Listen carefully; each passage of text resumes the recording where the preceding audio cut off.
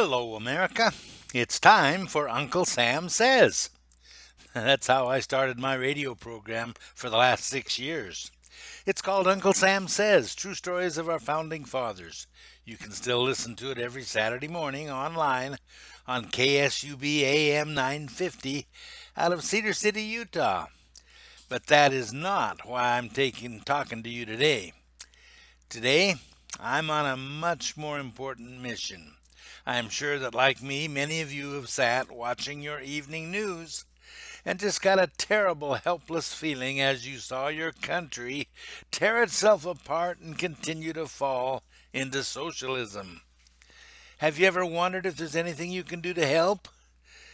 Is there anything you can do that could really, actually make a difference? Well, guys, I've found it, and the answer is an absolute yes, and that is the Correspondence Committee, and that's what I'm going to tell you about today. First, though, I need to tell you a little bit more about me and where I'm coming from. Back in 2008, one of our grandsons wrote me a letter in crayon. He said that he missed me and my stories, and could I please come to him about 300 miles and bring him a story. Well, I was touched, but it pointed out a problem. You see, my wife and I have had 10 kids, and they're all motivated. At last count, we had 64 descendants. How to reach all of them? Well, I decided to record my stories and duplicate them, and since then I've made hundreds of them. My goal today is the same as back then. I tell my stories to help not only my grandkids, but everyone else, to honor, revere, and fall in love with our founding fathers again, so that they will also honor, revere, and fall in love with those great documents they created, the Declaration of Independence and the Constitution, again. As I've done my research for the stories on the origin of America, I've become sickened by the highly organized efforts to vilify America and to cheat our children out of their true heritage as Americans.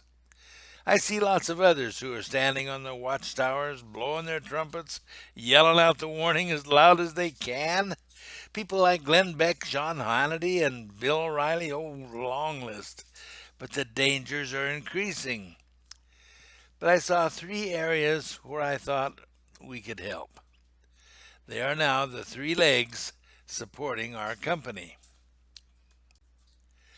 First, a national network of communication specialists that could make a huge difference in the event of a natural or man-made EMP. This is where you come in. 2, we are giving our schools a package of materials to help them restore historical truth and to restore other things that have been changed, lost, or even stolen from us. And 3, we will teach our members many life-saving things that they can do to survive and even thrive in the event of a natural or even a man-made disaster like an atomic EMP. I am here to talk about the Correspondence Committee. If you remember your history, the CC, the Correspondence Committee, was the invention of Samuel Adams and Joseph Warren to provide the truth to other colonies before the British could come along and screw it all up with fake news. Yeah, they had medium problems back then too. They had over 1,000 miles of deserted coastline and only trails between some of those colonies. The CC was the answer. Did you know that Paul Revere was writing for the Correspondence Committee when he made his famous ride to Concord and Lexington? Do you remember what year that was? That was 1775. It was a whole year before our Declaration of Independence was signed. Did you know that 2 years before that, in 1773, he wrote again for the CC, 220 miles to New York, to report the Boston Massacre. Oh, no, that's the Tea Party. Did you know that 3 years before that, in 1770, he was writing for the CC when he rode from Boston to New York, and that time it was to report on the Boston Massacre. It was similar to our Pony Express, but far more sophisticated and complex. They had pony riders for sure, but they also used carriages, rowboats, fast packet ships, and just plain runners. Have you heard of Thomas Paine's book Common Sense? The CC made that book world famous, and it may have won the war for us. Did you know that Common Sense still holds the title for the best-selling book in the world? Yeah, in terms of books sold per population members, it still holds the record. You see, the CC riders would come roaring into a town square and simply read excerpts of it right there or in the closest tavern.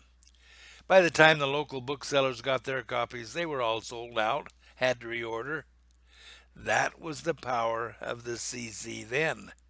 Well, we're doing it again today. You see, again today, we have fake news. Again today, we have a media that lies to us. And again today, we have a need to have a source of news that we can trust. The CC has a foundation of 3 legs. That's a good foundation.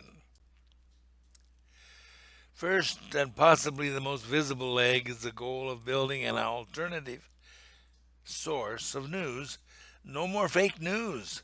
This includes a national network of people with radios who've been trained to keep those radios alive even if an EMP event should occur. That's where you come in. The training then is used to bring useful, even critical information to all of our members, whether they're part of the network or not. We will be able to provide immediate nationwide communication when all other communication systems are down. If you read the book 1 second after, you will find a graphic illustration of what an atomic EMP event or a HEMP event could do in America. The author, William R. Fortune, was asked to testify before Congress because it made such an impact. Do you know what an EMP is? What is an HEMP? Well, what's the difference? I'm no scientist, but I am a student. EMP stands for electromagnetic pulse and is given off any time there's an atomic weapon exploded or when there's a coronal discharge from the sun or a flare or even a lightning strike, for Pete's sake. HEMP is different. That stands for high altitude electromagnetic pulse, where the regular EMP from a nuclear weapon is incredibly enhanced by the Earth's own magnetic field. The difference is caused by what is called the Compton effect. Now, the Compton effect is caused when the nuclear explosion happens above 20 kilometers up to over 400 kilometers up. That's out of space. 400 kilometers up? Yeah. The initial gamma rays given off during the first nanosecond are extremely highly charged. They fly into the upper air molecules, stripping off their electrons and transferring to them a great deal of energy. These electrons are now called Compton electrons and have about 3 times their normal mass and will travel toward the Earth at 94% of the speed of light. Doing so, they produce a powerful current in excess of 1,000,000 volts. It's called, wait for it, the Compton current, which interacts with the Earth's magnetic field, causing it to radiate a powerful electromagnetic pulse toward the surface of the Earth, and it destroys nearly every electronic device. Now, the HEMP, H-E-M-P, or Compton effect, was discovered during the very early nuclear tests. One test, called the hardtack Yucca shot, was taken high into the stratosphere by a weather balloon, and it astonished the scientists. It produced over 1,000 times the anticipated EMP. They thought it was a fluke. They almost disregarded it. But then in 1962, they detonated Starfish Prime at an altitude of 240 miles over Johnston Island. It not only blew out all their carefully planned testing equipment, but blew out over 300 streetlights in Hawaii, and that was 900 miles away. It also took out telephone lines in Hawaii and telephone lines in Australia, which was 6,000 miles away. Now, the Russians knew all about this. They had their electronic trawlers or ships spying around the Johnston Atoll. But during these two tests that we made, the Russians had made 25 EMP test shots over Kazakhstan. They went away laughing up their sleeve when we were so surprised. They know, and they're not talking. The hemp is composed of three pulses. They are E1, E2, and E3. Each about a nanosecond apart, and each contributes a different effect. All three happen well within the first second, and everything electrical in your life is toast unless you're prepared. The Committee of Correspondence is the prevention and the cure for any EMP or even an HEMP event. We teach you how to protect your equipment. Do you have a Faraday cage? Do you have EMP bags? Do you have ferrite chokes with the proper the frequencies and the proper clamping speeds? Come to our website, unclesamsays.us. Okay, the second leg in our foundation for our company is our American Heritage Package program. It is our commitment to bring to schools new material to include in their curriculum that teaches many truths that have been lost, changed, or even stolen from us. This especially includes our American and even world history that's been altered in our current history books. It also includes material concerning medical cures and breakthroughs that have been hidden from us. Our goal is to send these American Heritage packages to any private school, charter school, home school, or any other organization that expresses an interest in teaching these truths. We do it all for free.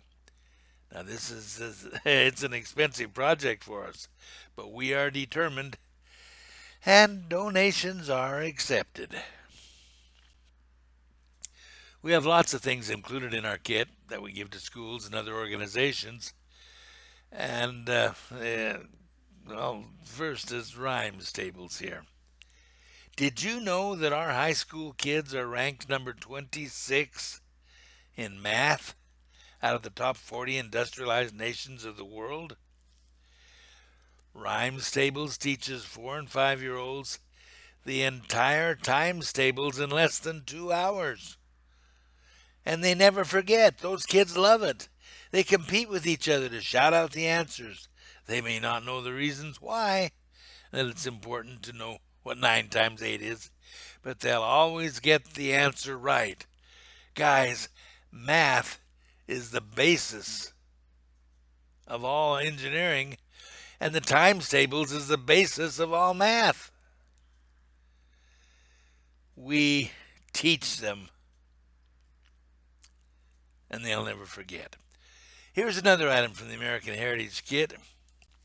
It's called Coincidence or Miracle: 10 Events That Changed the Course of the Revolutionary War. Now, the stories in this book are taken from the soundtrack of my radio show and tell of 10 times that God took a hand in helping us win that war. Guys, God was involved in the creation of America. Another item, the Federalist Papers. Have any of you read them? Alexander Hamilton, James Madison, and John Jay explained the Constitution to Americans to help get it ratified. This is a series of 85 essays written before the ratification of our Constitution. It explains why the Constitution was written, how it works, why it's made America the greatest nation the world has ever known. When Adam and Eve were driven out of the Garden of Eden, they were not driven out in a limousine. They had to walk. Then they learned that animals had bigger muscles than they did, so they used animals to ride, carry, till the ground, pull carts, and so forth. 5,000 years later, in 1789, we were still using animals to do our work. Then suddenly, in less than 200 years, we were walking on the moon. What happened? Was it just luck? Just dumb luck?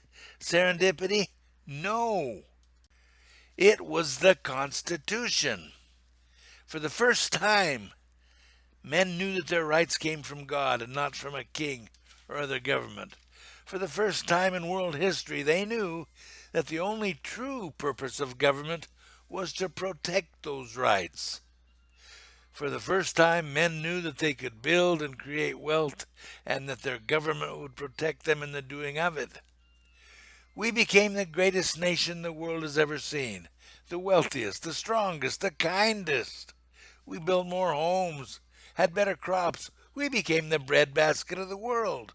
And when we saw tyranny, we sent our young men and women to fight it all over the world. They fought. They won. We conquered. We conquered nation after nation. And by the laws of conquest, we could have kept them. All of them. But being Americans, we gave it all back. We gave it all back. Then we invested money in them until now. They're our greatest competitors. Go figure. Oh, we did keep some land, just enough to bury our dead who died saving those very nations we fought for. Oh, here's another item. This is the Uncle Sam Says CD album. There's 8 albums or CDs in here. It's nearly 10 hours of stories taken from my radio show. These are my best stories. How can kids defend our country if they don't know the history of our country, if they don't know our heritage?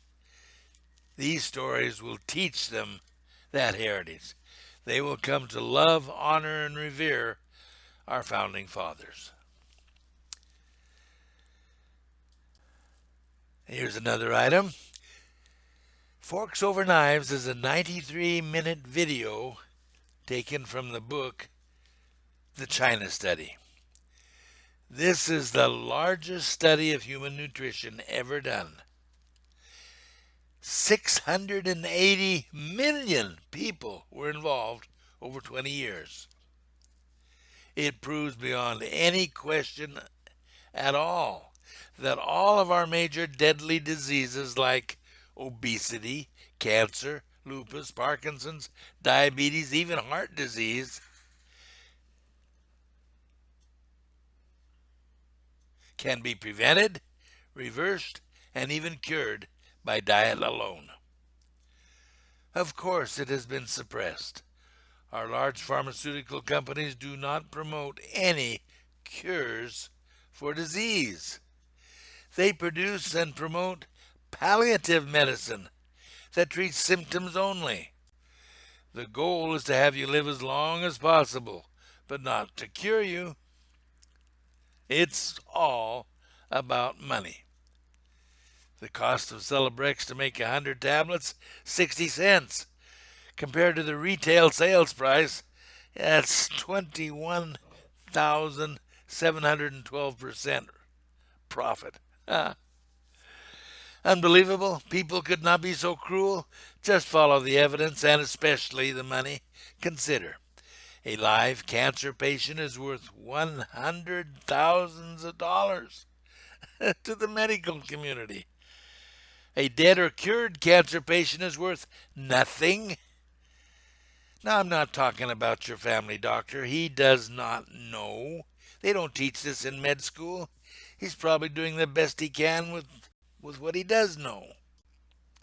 Oh, our high school kids really do need to see this Forks Over Knives video. Do you know that our kids are the fattest in the world? Hooray, we're number one, the fattest nation on earth. We pay for the American Heritage kits in two ways.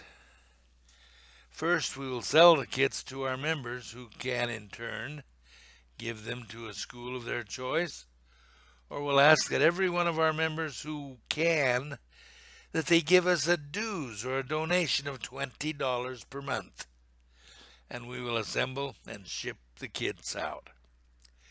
Those dues are not mandatory, but if you can help, please help.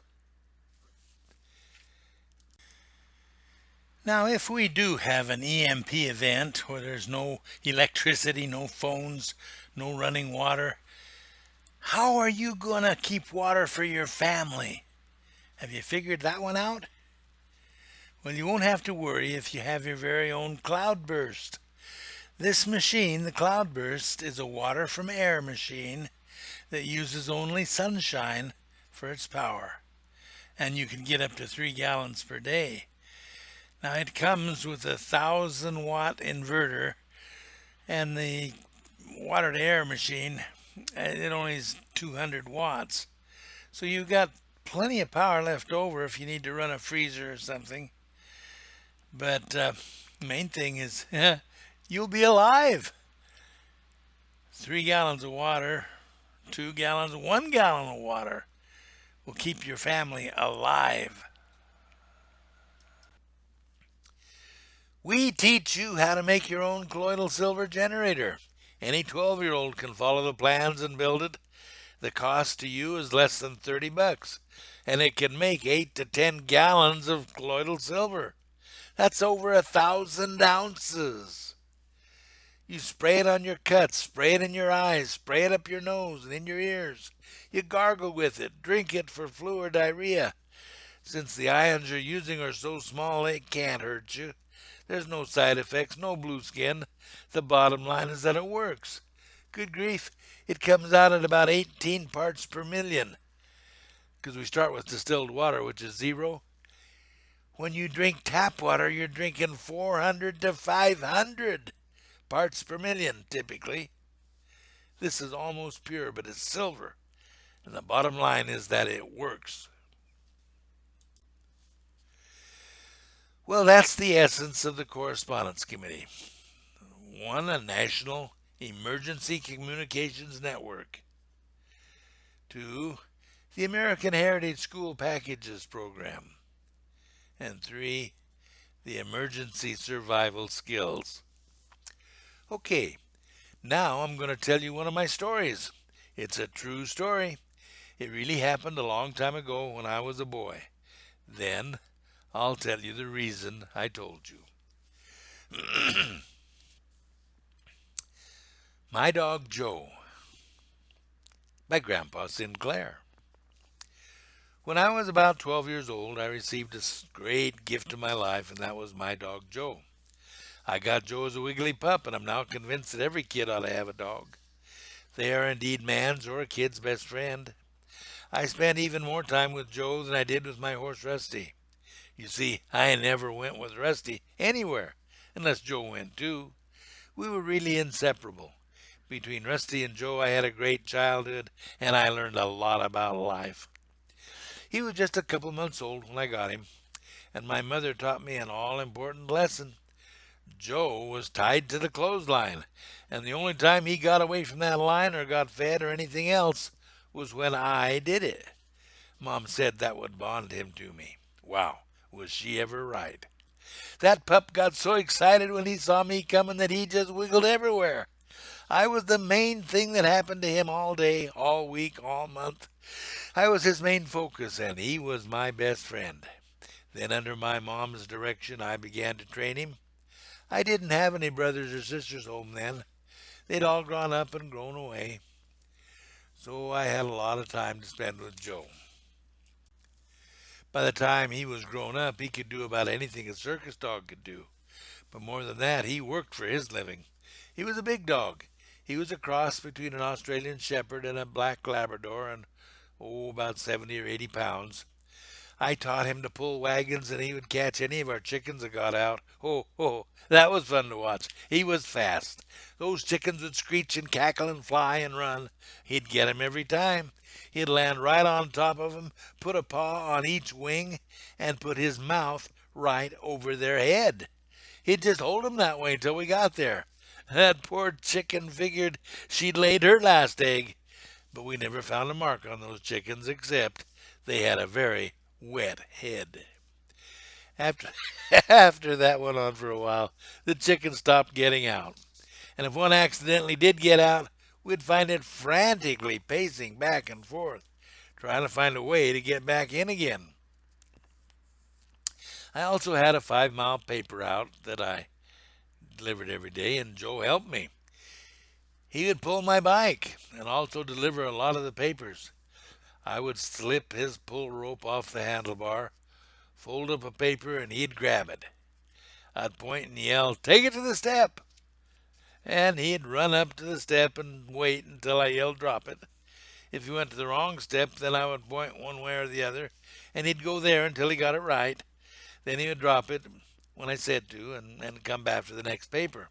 It wasn't long before he knew the route as well as I did. He made quite a sensation, and the paper customers loved him. Many refused to pay me, but would give Joe the money. And then he'd bring it to me, I think. I've wondered about that. In addition to Joe, I had a horse named Rusty. That's another story for another time, but sometimes I used Rusty to deliver my paper out, especially if it had snowed a lot. Of course, Joe was always along and always helping, and all the dogs on that route hated Joe. He was a working dog. He was doing something on purpose, and those other dogs just couldn't understand that. They attacked him every chance they got. But Joe learned really quick. No roughing up their neck fur for him. He had no time for such foolishness. And besides, he was fighting for his life. He would dive under and grab a paw and crunch it. And if that didn't work, he used the nuclear option and went for their privates. In either case, the fight just went right out of that dog, for at least that visit. But their hatred for Joe never stopped. They just got into bigger packs before they attacked him. Rusty never gave me much trouble as far as bucking goes, but one day we had us a nice rodeo. Joe was on my back, and I was up on Rusty. Joe did not have his back paws in my pockets like he usually did, though. He was just standing on Rusty's rump and had his front paws over my shoulders, when about 10 of Joe's jealous dog enemies came along. Wow! Now, Joe had always whipped them in the past, but those dogs figured they were safe from Joe since he was way up on Rusty and me. Well, Rusty had no trouble with those dogs, but Joe started barking back. Evidently, Joe flexed his toenails when he started barking back.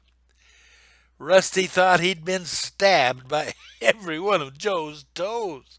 He let out a scream, a whinny, and first his back went way down as he arched it away from those toes. Then he humped it as he jumped about 6 feet in the air. I was lucky and just happened to come back down in the saddle. But Joe wasn't so fortunate. He was launched right over my head, and he was a terrible noisy phantom all the way down, right on top of those dogs. They were terrified. It must have looked to them like Joe had been fired at him out of a cannon. All the way to the ground he was barking kaya and just growling like a grizzly that had sat on a campfire. At any rate, Excuse me. He was making a ferocious amount of noise all the way down. Yeah, yeah, yeah, yeah, yeah, yeah. Anyway, Joe, besides Joe being launched at him, there was Rusty, this 4-foot terror that suddenly erupted like a volcano. Those dogs just knew it was time to go. By the time Joe actually hit the ground, he was all alone, and all you could hear was Cayenne getting fainter from 10 different directions. Needless to say, that was the last time Joe rode Rusty without my biggest saddle on, as though there was a leather skirt under those terrible toes. I thought Rusty was a real saint to actually let Joe back up later on. But the thing that Joe was best at was fetching or chasing sticks or balls or anything else you might care to throw for him. If you did not have a stick, he was only too happy to get one for you. Now, Joe did not just love to chase a stick. To him, it was an art form. It was a passion. It was life itself to get that stick. The second it left your hand, he was off like a shot, and his full attention was on that stick. That stick was all that mattered. He would go from 0 to 60 in less than 5 feet. He'd go right over a 6-foot fence. He'd hit those fences at 4 or 5 feet from the ground and go right on over. He would hit our overgrown blackberry patch at an average altitude about 5 feet. And when you threw it into the river, his splashdown was at least 15 feet from the bank. If you threw it on our roof, he'd run around the house and climb up the ladder. He always found his stick. One day, my friend Charles and I were walking along our river in the middle of the winter, and of course, Joe was with us. And of course, Joe was playing fetch with Charles. Without giving it a second thought, Charles let fly out over the ice on our side of the river, and the stick landed in the fast moving water out in the middle. By the time Joe left the bank, he was going airborne. When he landed on the ice, he was still going full speed. Then I saw him do something I'd never seen him do. He stopped chasing that stick. He tried so hard to stop that he was doing backflips on that ice. It was way too slick. He slid about 50 feet and went right into the water. The minute he was in the water, I knew he was in big trouble. He forgot all about that stick. He was a great swimmer, didn't mind getting in and out of cold water, but this was way different. Not only was this water literally colder than ice, but he couldn't get out. He'd put his front paws on the slushy ice at the edge, and his hind legs then just go under the ice, and he'd break off the ice under his front paws, and then he'd go under. Then he'd do it again and again and again. I knew that if something wasn't done right quick, that I was going to lose Joe. I yelled at him to go get the stick. He didn't pay any attention to me at all. I yelled again, "Joe, you go get that stick." He paused for a second, then just tried again to get up on that ice and got dunked for his trouble. The third time I yelled, "Joe, you go get that stick." This time he just kind of stopped and looked at me like he couldn't believe his ears. He made a move to go after it, but then just had to try and get out of that water again. "Joe, you cockeyed mutt, you mangy cur, you go get that stick right now." "Boss, what do you mean go get that stick? You gotta be out of your mind. What do you want that stupid stick for anyway? Boss, forget the stick. I'm gonna drown out here. Can't you see I'm freezing to death too? Come on, boss. I can't get that stupid stick." "Joe, you go get that stick or I'll come in there after you. I'll get you, you crazy bottle licker. Now go get that stick." "Boss, I'm dying. I'm drowning. You want that stupid stick? You get it." "Oh, all right. If that's the way you want it, I'll get your stupid stick. I thought you loved me, but all you love are stupid sticks. Stupid sticks. I'll get your stick, and then what? You'll have a cold dog on a stupid stick in the middle of a stupid river, and I'll be a stupid dead dog. but I'll get your stupid stick." Well, Joe got that stick. He had to swim a ways to get it, but he got it. I yelled, "Take it to the step," and I pointed across the river. "What?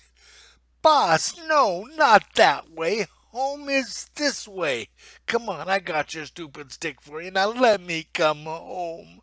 I'm cold, I'm freezing, and I think I hate this stupid stick." Joe headed for the ice again. "Joe, you take that stick to the step, you flea-bitten bag of chicken livers. You get over there or I'm coming in there after you." "Boss, what's going on? What did I do wrong? I'm not a penguin, I'm a dog. I thought you loved me, dad-burned cockeyed dog hater. I'll call a humane society if I get through this. Why me? Why me?" Joe took the stick to the other side of the river where there was no ice. He crawled out of the water, slowly turned his head, and just glared at me. If ever there was a mad dog, Joe was a mad dog.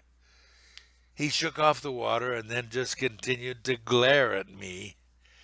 I don't think he ever did notice that the ice continued on our side of the river for several miles. Then I pointed upstream and told him to take it to the step. "Boss, you dad-burned turkey. Talk about adding insult to injury. First you try to kill me in that stupid river, and then tell me to get the stupid stick and take it to the stupid step there isn't even there, and now you tell me to keep taking it to a step somewhere upriver. Nobody lives around here anywhere.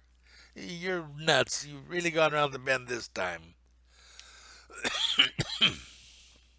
Well, Joe took the stick upriver as Charles and I went with him on our side for about a mile, where the current changed and the ice was on his side and our side was clear.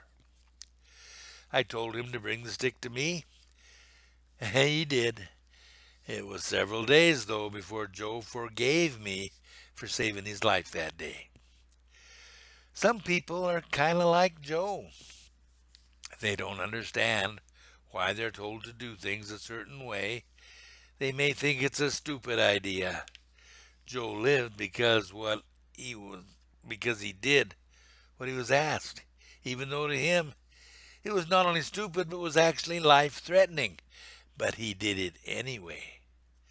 Joe lived because he obeyed me. He thought I was plumb dumb to ask him to go back into the river to get that stick.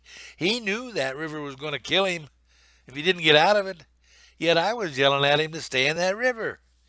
I couldn't explain to him that safety was on the other side. There was no way for me to make him understand. There was no time to teach him. He had to obey me or die. It was simple as that. He had to obey me or die. Now I hope you remember the story of my dog Joe. Here is the point of that story. Many people just don't know what they don't know, and what you don't know can indeed kill you. I think we can all agree that America has been broken. It is not operating as well as it used to. What we all don't agree on is why. What happened? Now, if we knew the absolute real reason why America has fallen so far, don't you think we have a responsibility to get around all the fake news and tell Americans the truth? Then, don't you also agree that we should be doing all we can to reverse the process? A lot of people in this country simply do not know the truth. Newt Gingrich has said that we need an alternative news source. The Correspondence Committee is that alternate source. We are setting up a national network of members who will be trained to spread the truth. Now, we do not intend to break or even bend any of the rules of amateur radio as we do it, but we are going to break new ground, and we know we have a lot to learn. I had to persuade my dog Joe that I knew some things that he did not know. I had to persuade him that he must follow my instructions or he was going to die. The very same principle is true for us now. As we study our real history, we come to know certain things that our founding fathers knew, and they knew a lot. Hey, they were not just dumb, ignorant farmers taking a flight of fancy, nor were they just a bunch of rich plantation owners out to steal the colonies from their rightful owner. They were arguably the most intelligent body of men in the world. The colonies were also the most literate people on earth. They were more literate than England at the time. They were more literate than Americans are today. Yes, more literate than we are today. We know that the colonies had an average literacy of about 85%. When you ask Google about our literacy today, you'll be told that it's about 98%, but it's not true. They are considering that if people can read traffic signs, they're literate. Those colonists could read, and they did read. All they could get their hands on. Paper was scarce, and only the best was written down. So when they would go to the taverns, they'd argue about it all night long. Most Americans who graduate from high school today never read another book. No, they read their cell phones, their iPads, their computer, and they play games instead. Their brains just go to taffy. Another thing, our country was founded during a time of peace. Our founders had time to think about what they were doing. Unlike most countries, ours was not formed in wartime. We were not conquered. Our Revolutionary War ended in 1781 with the Battle of Yorktown. Our Constitution was ratified in 1789. During that 8 years of peace, our founders were not pushed. They were not conquered. There was no military coup. They weren't compelled. They just looked at the best thinking of the day, studied history, and came up with the best of all plans that has stood the test of time better than any other. They knew what socialism was and wanted no part of it. They knew what a democracy was and wanted no part of that either. In fact, we did not refer to our country as a democracy for over 100 years after it was formed. We are a constitutional republic and not a democracy. We are governed by law and not by a majority vote. Now back to my dog Joe. Many people of the United States just do not know what they do not know concerning our country. They need to be taught, and we are the teachers. I dearly hope there is time to teach them. If there is not time and they do not learn, then we may just be too late. But I don't think so. I think there is time, and that these folks will recognize the truth when they see and hear it. That is why we need the Correspondence Committee. We have the plan, the means, the ability, and hopefully the motivation. We are forming a national network of amateur radio operators who will be trained to bring critical information in layered tiers until it gets down to our first tier members who will be using walkie-talkies, mostly in urban areas. Now, I took the technician and the general test just to make sure that any of our members can become an amateur operator. We will be bringing in lots of new technicians and generals. Our website is unclesamsays.us, unclesamsays.us. Go there, learn all you want, then please join with us. We need volunteers. We are free to join. We will show you how to protect your equipment from an atomic EMP event, and then how to become part of our nationwide network dedicated to keeping communications flowing. No more fake news. Now, one final thing. We know we're asking a lot of our members. For some, the sacrifice will be monumental. This work can be expensive.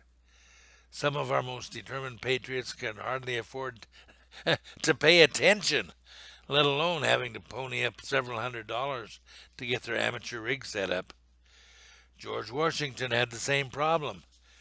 During and just after the Battle of Bunker Hill, when he was first appointed to be general, the patriotic current was in full flood, and over 18,000 men turned up around Boston to be part of the army.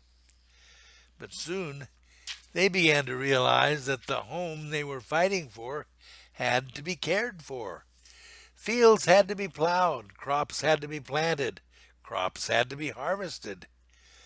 He had to have money for his own shoes and clothes, and he had to have money for the clothes for his wife and kids. They had to have money for all the things they could not barter for. As Washington put it, patriotism was not enough. It wasn't then, and it still isn't now. People can't worry about their country with an empty belly. They can't worry about preparing for a disaster if they are already living in one. We know that. We know all that. And our earnings program may not be a true solution, but we also know it will help. Here is our plan.